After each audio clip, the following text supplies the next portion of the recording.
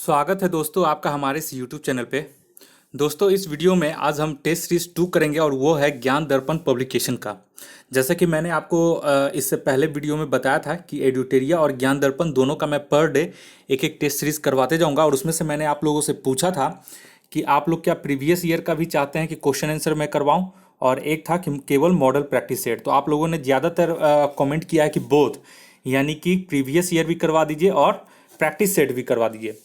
तो मैं अब डिसाइड कर लिया हूँ कि मैं दोनों भी करवा दूंगा, प्रैक्टिस सेट भी और प्रीवियस ईयर भी। तो यहाँ पे देख सकते हैं आप लोग का टोटल 7 टेस्ट है प्रीवियस ईयर में, पीटी और मेंस लगा करके, ठीक है। तो ये भी बहुत इंपॉर्टेंट रोल निभाता है एग्ज़ाम की तैयारी करने में, क्योंकि इससे आपको आइडिया लग जाता है कि क्या पूछ रहा है और उसी हिसाब से पढ़ने में ज़्यादा मदद मिलती है।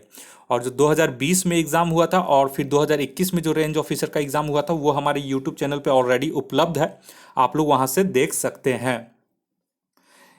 तो चलिए, पहले मैं सोच रहा हूँ कि देखिए यहाँ पे जो टोटल प्रीवियस ईयर तो टोटल 7 है, और यहाँ पे देख लीजिए यहाँ पे आप लोग का 11 सेट टोटल प्रैक्टिस सेट में दिया गया है इस बुक में, ज्ञान दर्पण के इस बुक में। तो यहाँ से मैंने पहला का करवा दिया है, अगर नहीं है तो मैं डिस्क्रिप्शन में लिंक दे दूंगा, वहाँ से आप लोग देख सकते हैं। आज मैं ये 2 करवाने जा रहा हूँ, मॉडल पे सैम्पल पेपर 2। और एक काम करेंगे कि टोटल 11 सेट है तो 11 दिन मुझे लगेगा इसे कंप्लीट करने में। इसे जब कंप्लीट कर दूंगा तो फिर प्रीवियस ईयर इसका शुरू कर दूंगा, ठीक है। तो सबसे पहले इसका प्रैक्टिस सेट हम लोग देख लेते हैं ज़्यादा टाइम ना करते हुए। अगर ये किताब आप लोग खरीदना चाहते हैं तो ये किताब उपलब्ध है Chhotu book stall, BPSC gate Patna के पास। चलिए, यहाँ पे मैंने ओपन कर दिया है और आप लोग को जैसा मैंने टेस्ट 1 में ही बता दिया था कि ये ओल्ड बुक का टेस्ट सीरीज है, लेकिन जो इसका प्रश्न है वो बहुत ही इंपॉर्टेंट है। यही वजह है कि मैं इसे 2021 के सीरीज में चला रहा हूँ। बहुत सारी ये बुक नहीं खरीदे होंगे उस समय, या फिर थोड़ा सा नया पब्लिकेशन है तो हो सकता है आप लोगों के थोड़ा सा जानकारी में नहीं होगा, लेकिन ये बुक बहुत ही इंपॉर्टेंट था। इसका क्वेश्चन भी बहुत इंपॉर्टेंट था, मैंने अपने टेलीग्राम चैनल पे भेज दिया है कि कैसे इस बुक से हूबहू प्रश्न एग्जाम में पूछे जा रहे थे, चाहे वो बीपीएससी का हो चाहे बिहार दरोगा का हो। तो इस वजह से ये टेस्ट सीरीज मैंने कंप्लीट करवाने का जिम्मा लिया है। और यहाँ पे 2019 का ये जो प्रारंभिक परीक्षा हुआ था उस समय का ये सेट है, प्रैक्टिस सेट निकाला गया था। इसका आप लोग क्या कीजिएगा, केवल जो करंट अफेयर्स है 20 क्वेश्चन उसको छोड़ करके बाकी सारा सॉल्व कीजिएगा।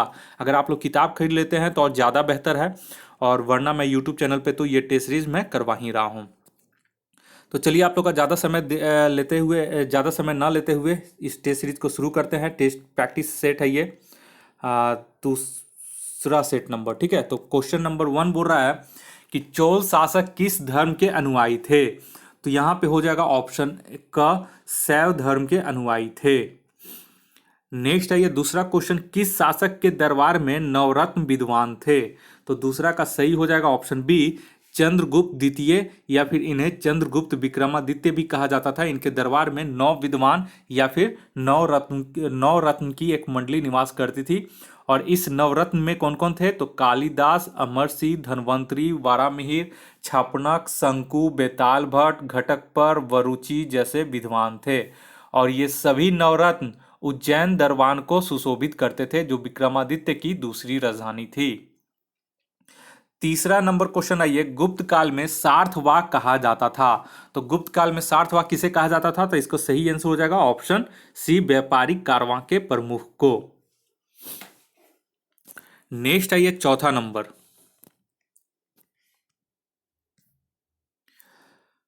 चौथा नंबर क्वेश्चन बोल रहा है, निम्नलिखित में से कौन महावीर जैन के शिष्य के रूप में संबंधित थे। तो चौथा का सही हो जाएगा ऑप्शन ए, मक्खाली गोशाल। मक्खाली गोशाल प्रारंभ में महावीर के शिष्य थे, किंतु बाद में मतभेद के कारण इन्होंने महावीर की शिष्यता त्याग कर आजीवक नामक स्वतंत्र संप्रदाय की स्थापना की। और इनका मत नियतिवाद कहा जाता है, जिसके अनुसार संसार की प्रत्येक वस्तु भाग्य द्वारा पूर्व नियंत्रित एवं संचालित होती है। नेक्स्ट है ये क्वेश्चन नंबर 5 में 5 बोल रहा है कि वैदिक काल में निष्क क्या था। तो पांचवा का इसका सही हो जाएगा ऑप्शन सी, आभूषण।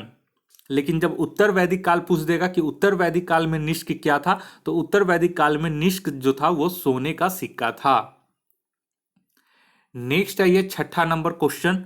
छठा बोल रहा है दिल्ली का प्रथम सुल्तान जिसने दरबार में गैर इस्लामी प्रथाओं का प्रचलन कराया था। तो छठा का सही आंसर हो जाएगा ऑप्शन सी, बलबन। बलबन दिल्ली का प्रथम सुल्तान था जिसने दरबार में गैर इस्लामी प्रथाओं का प्रचलन किया। उसने सिजदा और पाबोस की रीतियां आरंभ की। उसने अपने दरबार में प्रति वर्ष फारसी त्योहार नैरोज बड़ी शान शौकत से मनाने का प्रथा प्रारंभ किया। क्वेश्चन नंबर 7, निम्नलिखित बादशाहों में से किसे कलंदर कहा जाता है। तो सातवां का सही आंसर हो जाएगा ऑप्शन ए, बाबर को।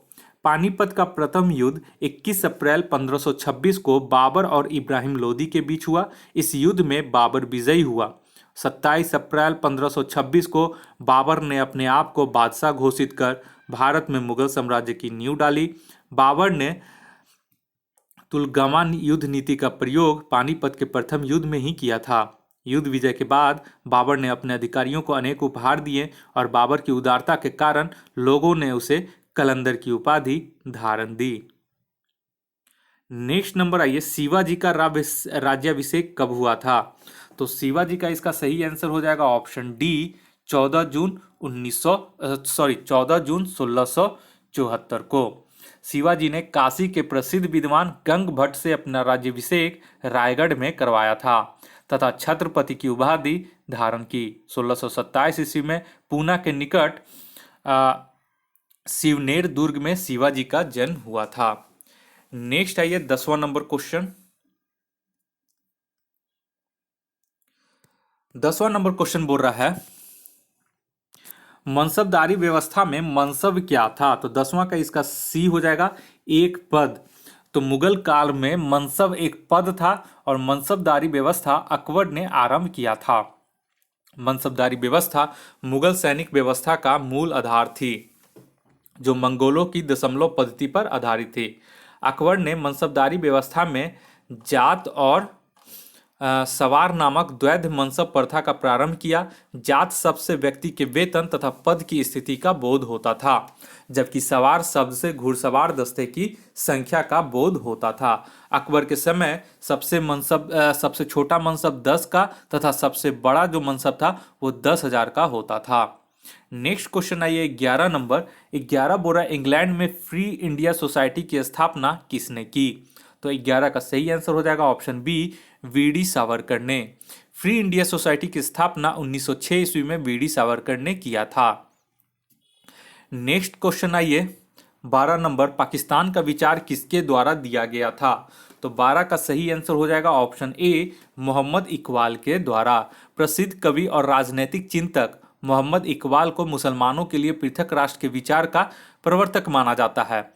सर्व इस्लाम की भावना से प्रेरित होकर इकबाल ने वर्ष 1930 के अखिल भारतीय मुस्लिम लीग के इलाहाबाद में पाकिस्तान बनाने का विचार दिया, जबकि पृथक देश पाकिस्तान शब्द का प्रयोग सर्वप्रथम 1933 ईस्वी में कैम्ब्रिज विश्वविद्यालय के छात्र रहमत अली ने अपने पत्र नाउ और नेवर में प्रस्तुत किया।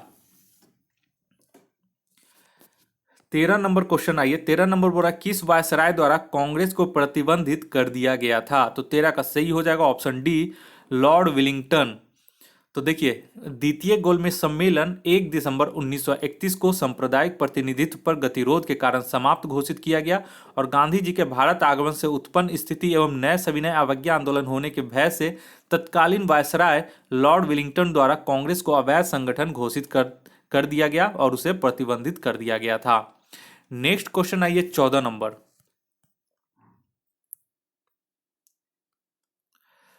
14 नंबर क्वेश्चन बोल रहा है कि शारदा बिल निम्नलिखित में से किससे संबंधित है। तो 14 का सही हो जाएगा ऑप्शन बी, विवाह की आयु से। तो वर्ष 1929 में अजमेर निवासी एवं प्रसिद्ध शिक्षाविद डॉक्टर हरविलास शारदा के प्रयासों से बाल विवाह निषेध कानून बना और उन्हीं के नाम पर इसे शारदा अधिनियम या शारदा एक्ट कहा गया। इस अधिनियम के द्वारा लड़कियों के लिए विवाह की न्यूनतम सीमा 14 वर्ष एवं लड़कों की 18 वर्ष निर्धारित की गई। Next question 15 number, Bengal tenancy act किस वर्ष लागू हुआ। तो 15 का ये हो जाएगा ऑप्शन बी, 1885 में। बंगाल टेनेंसी एक्ट को ही बंगाल काश्तकारी अधिनियम कहा जाता है, जो कि 1885 ईस्वी में लागू हुआ। और वर्ष 1912 में जब बिहार बंगाल से अलग हुआ तब उसने इस एक्ट को यथावत अंगीकार कर लिया। इस एक्ट के निर्माण का उद्देश्य जमींदार काश्तकार के भूमि संबंधित अधिकारों को प्रस्थापित करना था। 16 नंबर आइए, भारत में सर्वप्रथम किस राज्य ने लोकायुक्त अधिनियम को लागू किया? तो 16 का सही आंसर हो जाएगा ऑप्शन ए, महाराष्ट्र। 1971 ईस्वी में सर्वप्रथम महाराष्ट्र राज्य ने लोकायुक्त अधिनियम लागू किया, जबकि उड़ीसा पहला राज्य है जिसने वर्ष 1970 ईस्वी में लोकायुक्त विधेयक प्रस्तुत किया, किंतु यह विधेयक 1983 ईस्वी में लागू हो पाया था। नेक्स्ट क्वेश्चन आइए 17 नंबर बोल रहा है कौन से अनुच्छेद के तहत भारतीय नागरिकों को 6 स्वतंत्रताएं दी गई हैं? तो 17 का हो जाएगा सही आंसर ऑप्शन बी, अनुच्छेद 19 के तहत।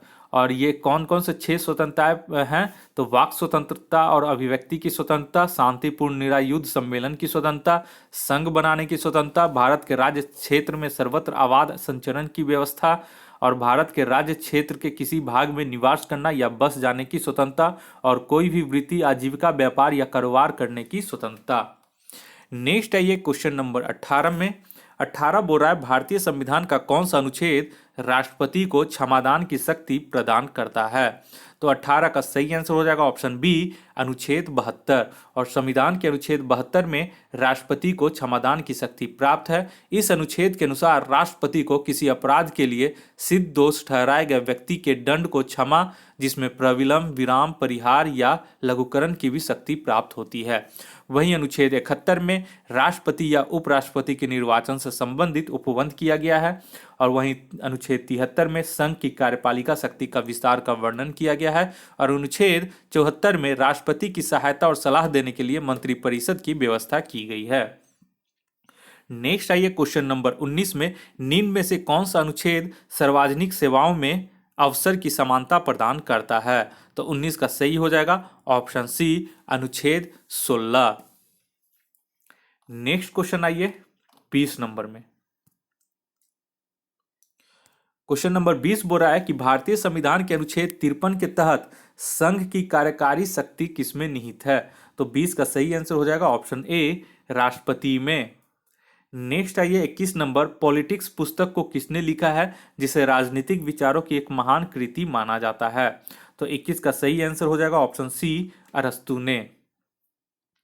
नेक्स्ट आइए 22 नंबर, लैटिन शब्द मैंडनस यानी कि परमादेश का अर्थ क्या होता है? तो 22 का इसका सही हो जाएगा ऑप्शन डी, हम आदेश देते हैं। और यह रीट उच्चतम न्यायालय द्वारा किसी पदाधिकारी को उसके सार्वजनिक कर्तव्यों के पालन करने के लिए जारी किया जाता है। भारतीय संविधान के अनुच्छेद 32 के तहत उच्चतम न्यायालय 5 प्रकार का रीट जारी करने का अधिकार रखता है। पहला है बंदी प्रत्यक्षीकरण, दूसरा परमादेश, तीसरा प्रतिषेध, चौथा अधिकार परीक्षा और पांचवा है उत्प्रेषण। 23 नंबर आइए, 23 नंबर क्वेश्चन बोल रहा है कि भारतीय संविधान में आपातकाल का प्रावधान किस देश से लिया गया है? तो ये तो आप लोग को पता होगा, ऑप्शन सी हो जाएगा, जर्मनी से। नेक्स्ट आइए 24 नंबर, किस अनुसूची में विभिन्न अनुसूचित क्षेत्रों और अनुसूचित जनजाति के प्रवसान के बारे में उपबंध किया गया है? तो प्रशासन के बारे में उपबंध किया गया है। तो 24 का हो जाएगा ऑप्शन ए, 5वीं अनुसूची में, जो कि बहुत बार ये क्वेश्चन पूछा गया है। और छठी अनुसूची में क्या है? तो छठी अनुसूची में असम, मेघालय, त्रिपुरा और मिजोरम राज्य के जनजातीय क्षेत्रों के प्रशासन के बारे में प्रावधान किया गया है। नेक्स्ट आइए 25 नंबर में। 25 बोल रहा है स्वतंत्रता के पश्चात किस रियासत को भारतीय संघ में शामिल करने के लिए ऑपरेशन पोलो सैन्य कार्रवाई चलाया गया? तो ये भी इंपॉर्टेंट है, याद कीजिएगा, ऑप्शन बी हो जाएगा, हैदराबाद। हैदराबाद रियासत की एक विशेष स्थिति थी। इसका शासक मुसलमान था जबकि राज्य की अधिकांश जनता हिंदू थी। हैदराबाद ने भारतीय संघ से 1 वर्ष के लिए यथास्थिति संधि नामक एक अस्थायी समझौता किया कि 15 अगस्त 1947 के पूर्व की स्थिति कायम रहे, किंतु निजाम ने पाकिस्तान से सैन्य सहायता प्राप्त करने का प्रयास किया और निर्दोष हिंदू जनता पर अत्याचार किया। ऐसी स्थिति में भारत ने सैन्य कार्रवाई ऑपरेशन पोलो हैदराबाद के निजाम के खिलाफ किया और भारतीय संघ में हैदराबाद को शामिल कर लिया। नेक्स्ट आइए क्वेश्चन नंबर 26 में। 26 बोल रहा है निम्नलिखित में से कौन राजकोषीय नीति का उपकरण नहीं है? तो 26 का सही हो जाएगा ऑप्शन सी, बैंक दर। नेक्स्ट क्वेश्चन आइए 27 नंबर में। वे कर जो दूसरों पर स्थानांतरित नहीं किए जाते हैं क्या कहलाते हैं? तो ये हो जाएगा ऑप्शन ए प्रत्यक्ष कर यानी कि डायरेक्ट कर, और जो कर दूसरे पर स्थानांतरित कर दिए जाते हैं उसे अप्रत्यक्ष कर कहते हैं। जीएसटी एक अप्रत्यक्ष कर है। 28 नंबर में आइए। 28 नंबर बोल रहा है कुल निक्षेप का वह भाग जो वाणिज्यिक बैंक द्वारा केंद्रीय बैंक के पास नगद कोष के रूप में रखा जाता है उसे क्या कहते हैं? तो ये तो आप लोग को पता होगा। 28 का ऑप्शन डी हो जाएगा, नगद कोष अनुपात, कैश रिजर्व रेशियो, CRR, इसी को बोलते हैं। 29 नंबर आइए। 29 बोरा एशियाई विकास बैंक का मुख्यालय स्थित है। तो यहां पे हो जाएगा ऑप्शन बी मनीला में। और मनीला कहाँ है? तो मनीला है फिलीपींस में। और एशियाई डेवलपमेंट बैंक का स्थापना 1966 ईस्वी में किया गया था। और एशियन डेवलपमेंट बैंक, इसका अध्यक्ष हमेशा किसी न किसी जापानी को ही चुना जाता है। 30 नंबर आइए। वर्ष 2005 में सभी गांवों को विद्युत उपलब्ध कराने के लिए क्या शुरू किया गया था? तो 30 का सही हो जाएगा ऑप्शन ए राजीव गांधी ग्रामीण विद्युतीकरण योजना।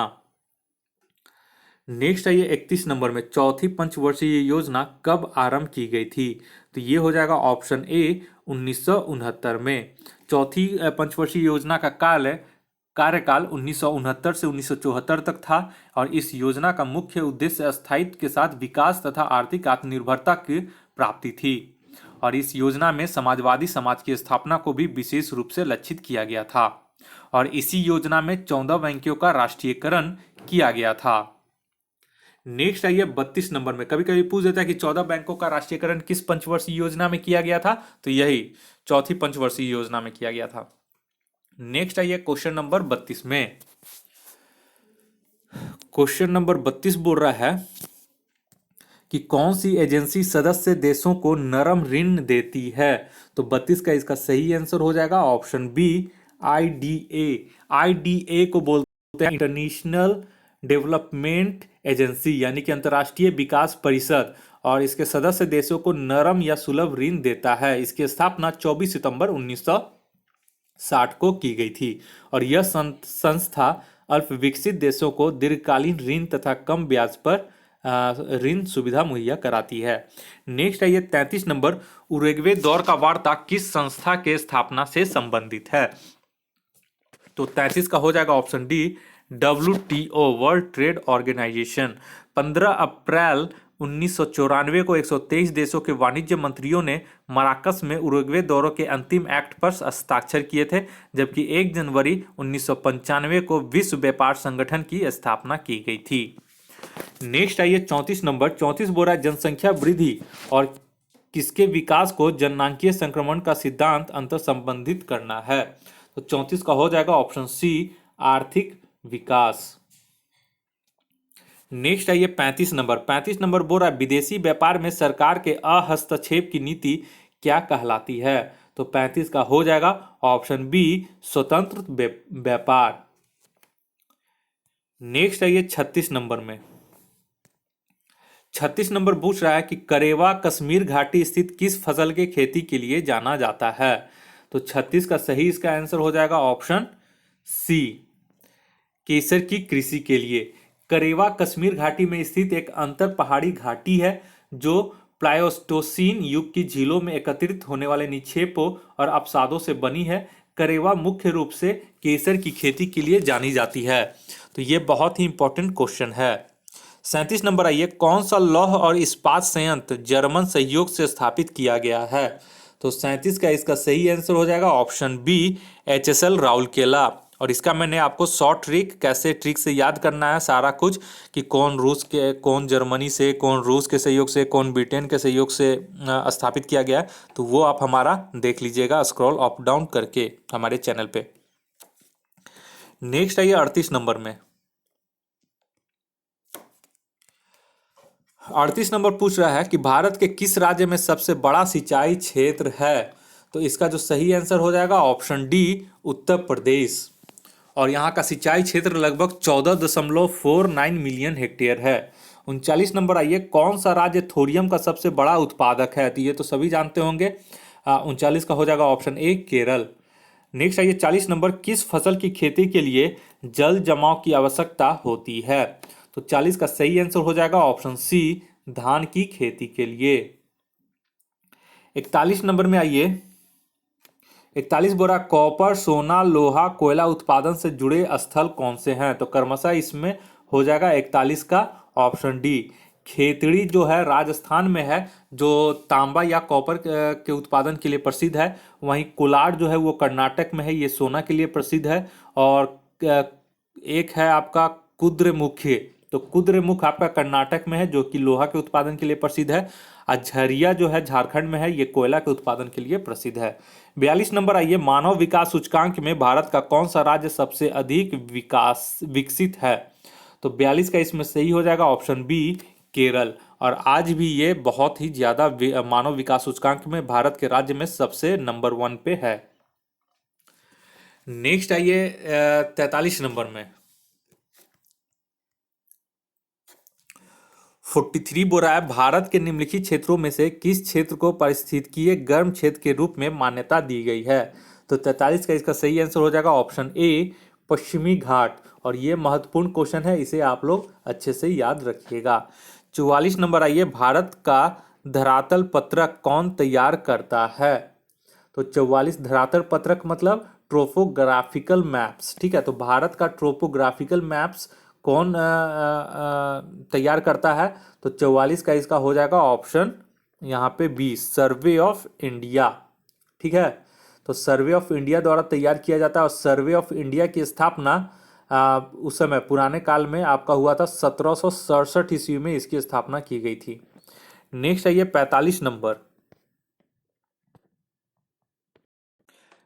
नेक्स्ट आइए क्वेश्चन नंबर 45 में, हिंदुस्तान मशीन टूल्स लिमिटेड एक प्रमुख संयंत्र है, ये कहाँ पे है? तो 45 का सही हो जाएगा ऑप्शन सी, पिंजौर। और हिंदुस्तान मशीन टूल्स लिमिटेड एक प्रमुख संयंत्र है जो कि पिंजौर हरियाणा में अवस्थित है, और इसकी स्थापना 1953 ईस्वी में की गई थी। 46 नंबर में आइए, निम्नलिखित में से कौन सा दक्षिण पश्चिम मानसून की शुरुआत करता है? तो 46 का सही आंसर हो जाएगा ऑप्शन डी, उष्णकटिबंधीय पूर्वी धाराएं। नेक्स्ट क्वेश्चन आइए 47 में, 47 नंबर क्वेश्चन पूछ रहा है कि निम्नलिखित वनों में से एक में बबूल और बाओबाब पेड़ पाए जाते हैं, तो वो कौन सा क्षेत्र हो जाएगा? तो इसका हो जाएगा 47 का option number B, savanna. Savanna biome का विस्तार भूमध्य रेखा के दोनों ओर 10 डिग्री से 20 डिग्री अक्षांशों के मध्य पाया जाता है, और यहाँ पर उष्णकटिबंधीय जलवायु पाई जाती है। सवाना बायोम में पाए जाने वाले पेड़ पौधे और जंतुओं में सूखा सहने की क्षमता होती है। बबूल और बाओबाब सवाना क्षेत्र में ही पाए जाते हैं। नेक्स्ट है ये 48 नंबर में, 48 नंबर बोल रहा है कि सूची को सही कौन सा निम्नलिखित में से कौन सा मिलान सही नहीं है? तो 48 का सही आंसर हो जाएगा ऑप्शन ए, स्लेट। स्लेट जो है बलुआ पत्थर नहीं है, ये एक सेल चट्टान है, ठीक है। और सिस्ट आपका बेसाल्ट चट्टान है, संगमरमर चूना पत्थर है, और क्वार्टजाइट आपका बलुआ पत्थर है। नेक्स्ट आइए 49 नंबर में, 49 नंबर बोल रहा है निम्नलिखित ग्रहों में से किस पर सबसे छोटा दिन होता है? तो 49 का सही होगा ऑप्शन ए, पृथ्वी। जो ग्रह दिया गया है उसके अनुसार, ठीक है ना। और इसका परिभ्रमण समय कितना होता है पृथ्वी का? तो इसका परिभ्रमण समय होता है 23 घंटा 56 मिनट 4 सेकेंड। नेक्स्ट आइए क्वेश्चन नंबर 5, विश्व में सबसे अधिक जनसंख्या में कहाँ झीलें पाई जाती हैं? तो 50 का सही हो जाएगा ऑप्शन सी, स्कैंडिनेवियाई क्षेत्र में। और इसमें भी स्कैंडिनेवियाई क्षेत्र में विशेषकर फिनलैंड में बहुत ज़्यादा झीलें पाई जाती हैं। और फिनलैंड में लगभग 1,68,000 झीलें अवस्थित हैं, इसलिए इसे झीलों का देश फिनलैंड को कहा जाता है। नेक्स्ट आइए 51 नंबर में, 51 नंबर बोल रहा है, यहाँ पे देखिए अब थोड़ा सा ये करंट अफेयर्स का आ गया है, तो करंट अफेयर्स का हम लोग चाहते हैं कि क्वेश्चन छोड़ ही दें, इसका हम लोग आंसर नहीं करवाते हैं करंट अफेयर्स का, ठीक है। जो सीए का है उसको करंट अफेयर्स इसमें बोल देते हैं कि कोई लाभ नहीं है आप लोग को इसे पढ़ के, ठीक है। तो इस वजह से मैं इसे छोड़ देता हूँ। केवल इसका जो है उस समय का जो है आंसर केवल मैं बताते जाता हूँ, लेकिन आप लोग जो अपना मार्क्स है वो 80 में ही कैलकुलेट कीजिएगा कि कितना आ रहा है, ठीक है ना। फिर भी मैं एक बार इसका आंसर बताते जा रहा हूँ केवल। तो 51 का इसमें हो जाएगा ऑप्शन सी, 52 का जो है हो जाएगा ऑप्शन ए, और ये दो हाउडी मोडी था 53 का, 53 का हो जाएगा ऑप्शन डी ह्यूस्टन। उसके बाद नेक्स्ट आइए 54 में, 54 का जो आंसर हो जाएगा ऑप्शन ए वेलिंगटन। 55 नंबर में आइए, 55 नंबर का सही सॉरी 54 का हो जाएगा आपका बी मैक्सिको सिटी, का नहीं होगा, ठीक है, इसका मैक्सिको सिटी हो जाएगा। और 53 का तो आपका डी हो जाएगा, 54 का बी हो जाएगा ख, और 55 का जो है वो आपका ए हो जाएगा ब्यूनस आयर्स, ठीक है, जो कि अर्जेंटीना में है। नेक्स्ट आइए 56 नंबर में, भारत के किस राज्य ने सर्वप्रथम मसाला बॉन्ड जारी किया? तो ये हो जाएगा ऑप्शन ग केरल। नेक्स्ट आइए 57 नंबर का हो जाएगा सही आंसर 57 का ऑप्शन बी हो जाएगा गेंडा। भारत में किस जानवर का डीएनए प्रोफाइल बनाने का परियोजना शुरू किया गया है? तो गेंडा का। नेक्स्ट आइए 58 नंबर में, 58 नंबर पूछ रहा है कि बिहार के कोसी नदी पर देश के सबसे लंबा पुल बनाने का प्रस्ताव को केंद्र सरकार ने मंजूरी दी है और इस पुल की लंबाई कितनी है? तो ये अच्छा क्वेश्चन है, तो इसका हो जाएगा 58 का ऑप्शन ए 10.27 किलोमीटर, और ये 2 लेन का पुल बनेगा। नेक्स्ट आइए 59 नंबर में, रॉबर्ट मुगाबे जिनका हाल में निधन हो गया था, तो ये हो जाएगा ऑप्शन बी जिम्बाब्वे के वो प्रधानमंत्री थे। नेक्स्ट आइए 60 नंबर में, किस देश की राजधानी को पर्यावरणीय कारणों से स्थानांतरित किया जाएगा? तो 60 का हो जाएगा ऑप्शन सी इंडोनेशिया। वही अब 61 नंबर आइए, 61 नंबर का आपका सही आंसर हो जाएगा ऑप्शन डी संगीत। 62 नंबर आइए, प्रसिद्ध पुस्तक visible Muslim in visible citizen के लेखक कौन है? तो 62 का सही आंसर हो जाएगा option A Salman Khurshid. 63 number आइए, 63 बोरा राजस्थान का राज्यपाल किसे नियुक्त किया गया? तो उस समय जो थे, उस समय 2019 के समय में जो, तो 63 का यहाँ पे उस समय थे कालराज मिश्र, ठीक है, जो कि अब चेंज हो गए हैं, तो इसको छोड़ दीजिएगा। 64 आइए, हाल ही में किस राज्य में 3 उप मुख्यमंत्री नियुक्त किए गए हैं? तो 64 का उस समय कर्नाटक में नियुक्त किया गया था। 65 में आइए, 65 बोल रहा है कि दिल्ली के प्रथम महिला मुख्यमंत्री कौन थी जिनका हाल ही में निधन हो गया? तो दिल्ली का अगर पूछ देगा प्रथम महिला मुख्यमंत्री, तो ये कौन सा हो जाएगा? तो 65 का डी हो जाएगा। क्यों? क्योंकि इनमें से कोई नहीं थी, और जो दिल्ली की प्रथम महिला मुख्यमंत्री थी वो थी सुषमा स्वराज, वर्ष 1998 में कुछ समय के लिए मुख्यमंत्री बनी थी। नेक्स्ट आइए क्वेश्चन नंबर 66 में,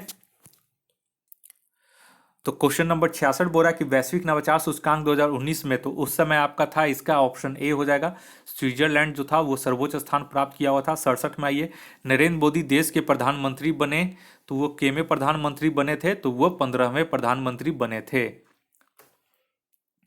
और वे देश के लगातार दूसरे प्रधानमंत्री भी बने हैं। 17वें लोकसभा चुनाव के दौरान नरेंद्र मोदी वाराणसी से चुनाव लड़े थे। नेक्स्ट आइए क्वेश्चन नंबर 68 का, 17वें लोकसभा चुनाव के बाद बिहार से कितने सांसद को केंद्रीय मंत्रिमंडल में उस समय शामिल किया गया था? तो उस समय 68 का सी था, ऑप्शन 6 था। वहीं 69 नंबर आइए, 17वीं लोकसभा चुनाव कितने चरणों में संपन्न हुई थी? तो ये सब क्वेश्चन पूछा हुआ है, तो 69 का ये हो जाएगा ऑप्शन बी 7 चरणों में, ठीक है। नेक्स्ट आइए 70 नंबर, नवगठित राष्ट्रीय पिछड़ा वर्ग आयोग का अध्यक्ष किसे नियुक्त किया गया था? तो उस समय जो थे, उस समय जो नियुक्त किए गए थे वो ऑप्शन डी हो जाएगा 70 का भगवान लाल साहनी को। और एक संविधान के 123वें संशोधन विधेयक को मंजूरी दे दी गई है, जिसमें पिछड़ा वर्ग आयोग का गठन 1993 में किया गया था। नेक्स्ट आइए 71 नंबर, अब यहाँ से आपका सही से हो गया, क्योंकि करंट अफेयर्स वाला क्वेश्चन वो हट गया है। अब यहाँ से जो भी है वो इंपॉर्टेंट क्वेश्चन है, ठीक है।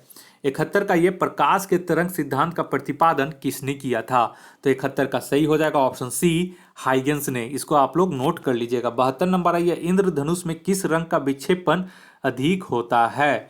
तो ये हो जाएगा ऑप्शन बी लाल रंग का। देखिए, परावर्तन, पूर्ण आंतरिक परावर्तन तथा अपवर्तन द्वारा वर्ण विक्षेपण का महत्वपूर्ण उदाहरण इंद्रधनुष है, और इंद्रधनुष में लाल रंग का विक्षेपण जो है वो सर्वाधिक होता है।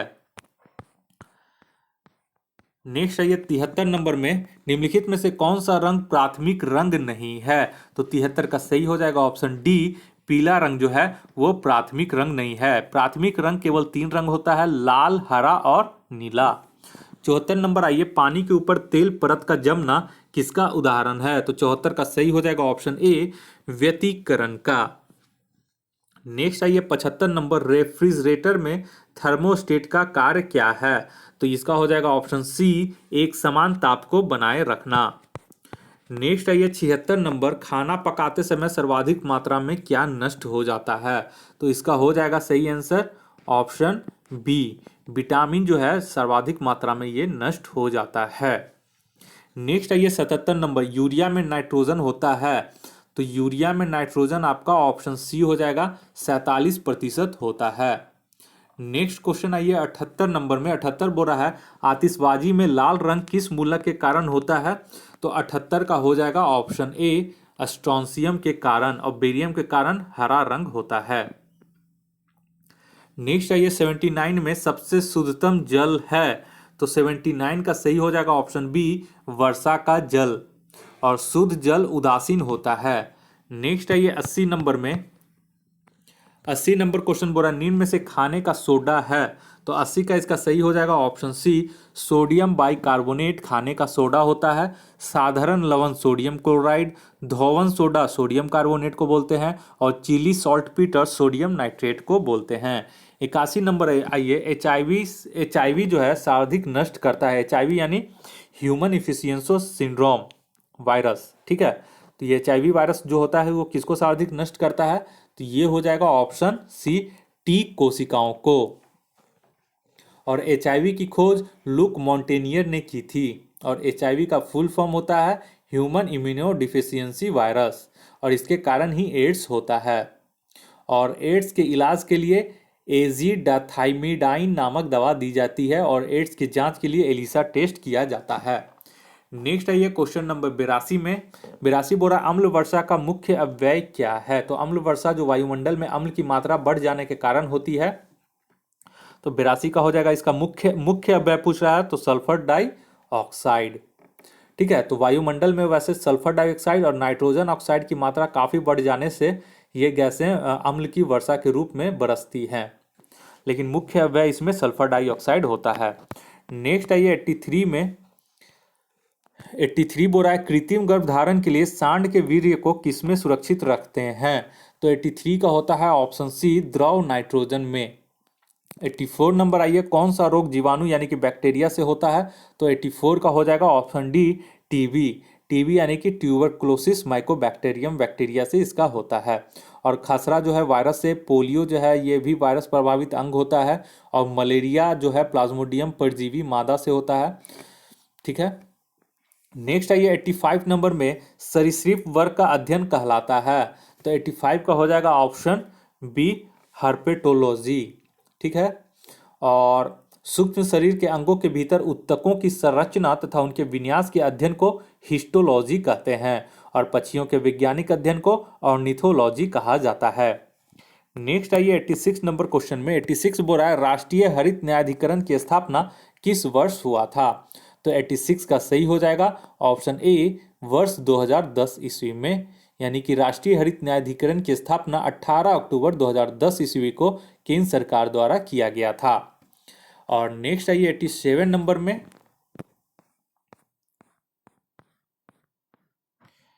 87 बोल रहा है कि निम्नलिखित में से कौन सी जैव विविधता के संरक्षण के लिए महत्वपूर्ण रणनीति है? तो 87 का हो जाएगा ऑप्शन ए, जैव मंडल रिजर्व। नेक्स्ट आइए क्वेश्चन नंबर 88 में, 88 बोल रहा है क्रायो बैंक XC2 संरक्षण के लिए कौन सी गैस सामान्यतः प्रयोग होती है? तो 88 का हो जाएगा ऑप्शन बी, नाइट्रोजन।